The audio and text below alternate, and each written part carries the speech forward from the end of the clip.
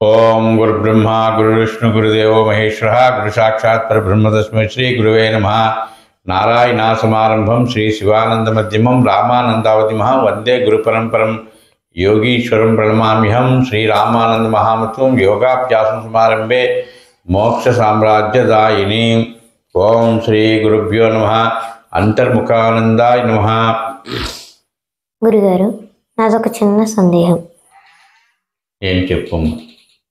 పొద్దున్నే బ్రహ్మకాలంలోనే సాధన చేయాలా? అవును, వేరే కాలంలో కూడా చేయొచ్చు? బ్రహ్మకాలంలో అంటే మూడు నుంచి కనీసం 5 గంటల వరకు సాధన చేయాలి. కొంతమంది 2 గంటల నుంచి 5 గంటల వరకు చేస్తారు. కొంతమంది 2 గంటల నుంచి 6 గంటల వరకు కూడా చేస్తారు. అలాగే సాయంత్రం సమయంలో కూడా చేస్తారు. అంటే ఒక సమయం అనేది అంటే నిర్ధారింపబడినటువంటి సమయము బ్రహ్మకాలం.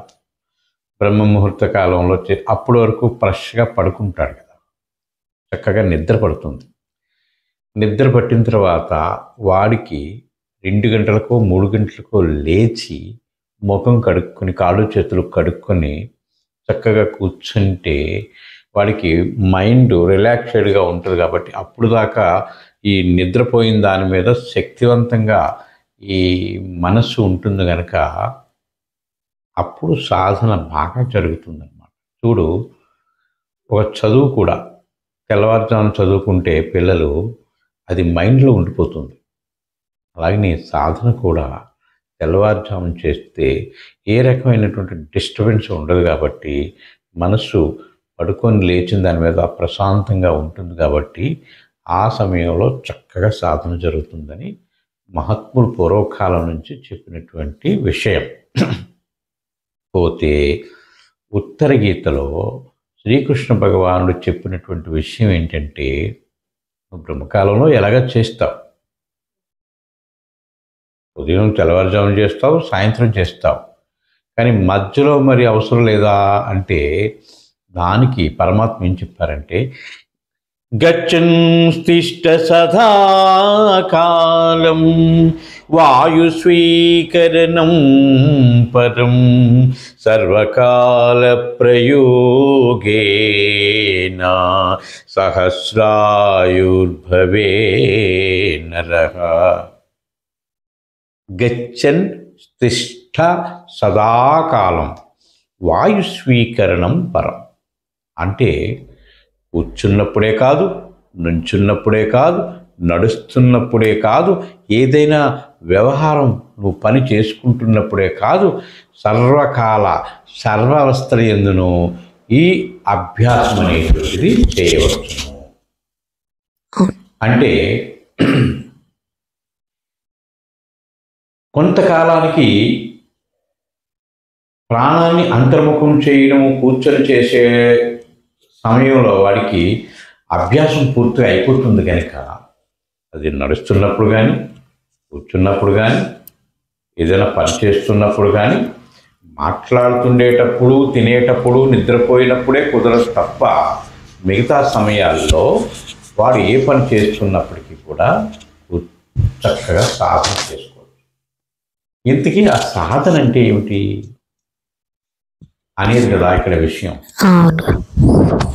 ప్రపంచమంతా ఏ సాధన చేస్తే నేను మోక్షం పొందుతాను, ఏ సాధన చేస్తే నేను పరలోకానికి వెళ్తాను, ఏ సాధన చేస్తే నేను ఈ కర్మము నుంచి తప్పించుకోగలుగుతాను, నేను ఏ సాధన చేస్తే నరకం నుంచి తప్పించుకోగలుగుతాను అనే భ్రాంతి ఈ ప్రపంచం అంతటా ఉన్నది.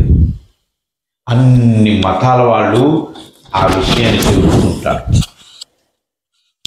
ఎక్కువగా కొన్ని మతాల వాళ్ళు చెప్తారు అసలు నరకం ఏంటి. నరకం ఎక్కడున్నది? నరకానికి ఒక లోకం లేదు. స్వర్గం ఎక్కడున్నది? స్వర్గానికి ఒక లోకం లేదు. అలాగనా అంటే ఇప్పుడు కళ్ళు లేనివాడు, కాళ్ళు లేనివాడు, చేతులు లేనివాడు పుడతాడు. వాడు బ్రతికున్నంతకాలం అనుభవించేది నరకమా సౌఖ్యమా? నరకం కదా, నరకమే కదా.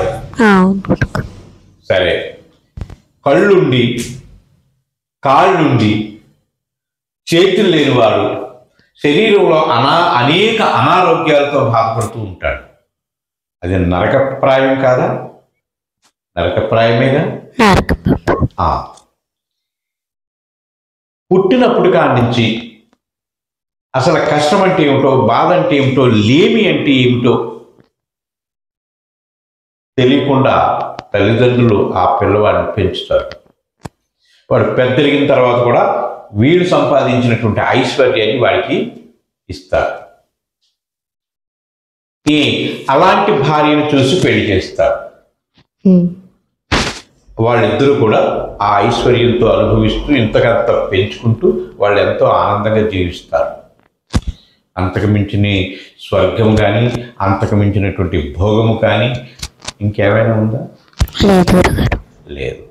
అందువలన వాడు అన్ని రకాల ఆనందంగా ఉండడానికి ఈ భౌతిక పరంగా ఇది ఉంది, అది ఉంది, ఇది ఉంది, నరకం ఉంది, అది ఉంది అని చెప్తాడు. ఇప్పుడు గచ్చన్ తిష్ట సదాకాలం నిరంతరము ఆ యొక్క ప్రాణాన్ని ఎవడైతే నిరోధింప చేయడానికి అభ్యాసం చేస్తాడో, ప్రాణం ఆ అంతర్ముఖం ఎవడైతే చేస్తూ ఉంటాడో వాడికి ఈ కర్మలతో కానీ, నరకంతో కానీ, స్వర్గంతో కానీ దేనితోని కూడా వాడికి పని లేదు. ఎందుకంటే ఇక్కడ ఒక స్వరం అనేది నిరంతరం ఆ స్వరంలోనే వాడు లయమై ఉండి నిరంతరం సాధన చేసేవాడికి గురువు యొక్క అనుగ్రహం ఎప్పుడూ ఉంటుంది. ఆ గురువు యొక్క అనుగ్రహం లేనివాడు చెదిరిపోయిన మేఘంలాగా విడిపోతాడు. గురువుకి ఎప్పుడు కూడా, గురువు ఎక్కడున్నా కూడా, శిష్యుడు ఎక్కడున్నా కూడా నిరంతరము ఆ శిష్యుడు హృదయంలో ఆ గురువు యొక్క రూపాన్ని కానీ స్మరణ కానీ చేస్తూ ఉండాలి. అంటే భావన చేస్తూ ఉండాలి. చూడు, తావేలు సముద్రం ఒడ్డున లేకపోతే చెరువు ఒడ్డున ఎక్కడో ఒక చోట గుడ్లు పెట్టి దానంతా అది వెళ్ళిపోయి కొన్నాళ్ళకి నేను పలానా చోట గుడ్లు పెట్టాను కదా అని చెప్పేసి అటువైపు తిరిగి చూస్తుంది. అక్కడ మనసులో స్ఫురణ కలిగేటప్పటికి ఇక్కడ గుడ్లు పేలిపోయి పిల్లలైపోయి దాని దగ్గరికి వెళ్ళిపోతాయి.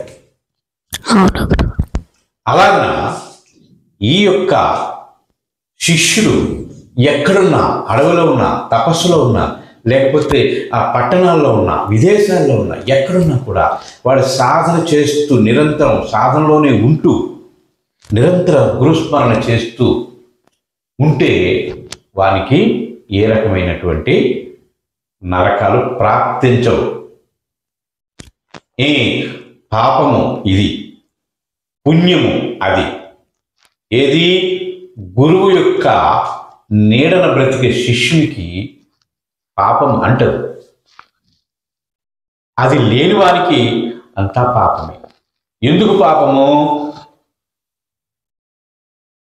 అనేక సమస్యలతో ఈ శారీరక ఇంద్రియాలతో తాదాత్మ్యం చెంది ఇదే స్వర్గం అనుకుని, ఇదే భోగం అనుకుని, ఇదే లోకం అనుకుని, ఇదే జీవితం అనుకుని వ్యవహరిస్తాడు.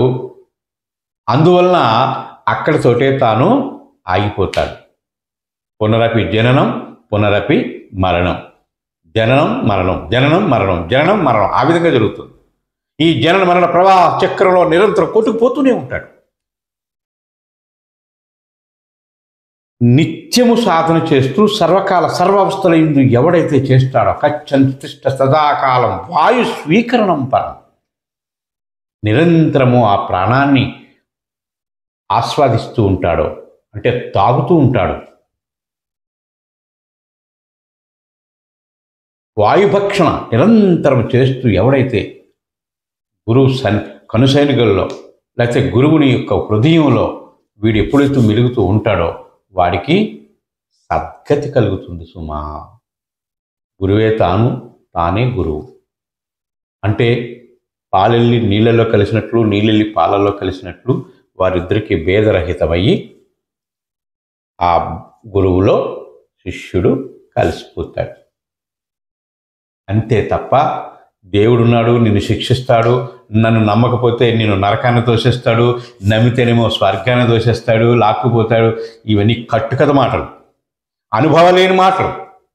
అక్షరాల పుస్తకాలు చదివి ఆ పుస్తకాల్లో ఉన్న మాటల్ని వాళ్ళు అనేక రకాలుగా మలుచుకుని వాళ్ళ వైపు జనాన్ని తిప్పుకోవడం కోసం అనేక రకాలుగా మాట్లాడతారు. కేవలము అనుభవం కావాలి. అనుభవం కావాలంటే తాను సాధకుడు కావాలి.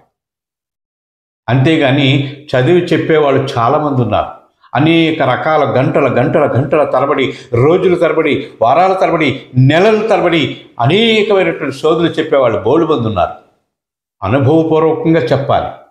అరణ్యానికి పోయి ఆ ఏనుగుల మధ్యన, పులుల మధ్యన, ఆ పాముల మధ్యన, తేళ్ల మధ్యన, రేచు కుక్కల మధ్యన, ఎలుగుబంట్ల మధ్యన కొంతకాలం తానెవడో మర్చిపోయి సాధన చేసిన వాడికి అనుభవం వస్తుంది. వాడు ఏదైనా చెప్పగలుగుతాడు. అంతేగాని పట్టణాల్లో ఉండి షూట్ వేసుకొని, బూట్ వేసుకొని ఏసీ కారుల్లో తిరిగి సోది చెప్పడం కాదు తత్వం అంటే. గనుక నిరంతరం ఎవరైతే అభ్యాసం చేస్తే వాళ్ళు సద్గతిని పొందుతారు సుమా అని చెప్పి కృష్ణ భగవానుడు ఉత్తర గీతలో చెప్తారు. గచ్చంతిష్ట సదాకాలం వాయుస్వీకరణం పరం సర్వకాల ప్రయోగేన సహస్రాయోద్భవేన్నరః. ఈ ప్రాణము ఆ సహస్రాల కమలోనికి ఎప్పుడైతే లయమైపోయిందో వారికి ఒక రకమైనటువంటి తేజస్సును పొంది ఆ గురు రూపమే అని ఆ తేజస్సులో లయమైపోతారన్నమాట. ఓం శ్రీ గురుభ్యో నమః.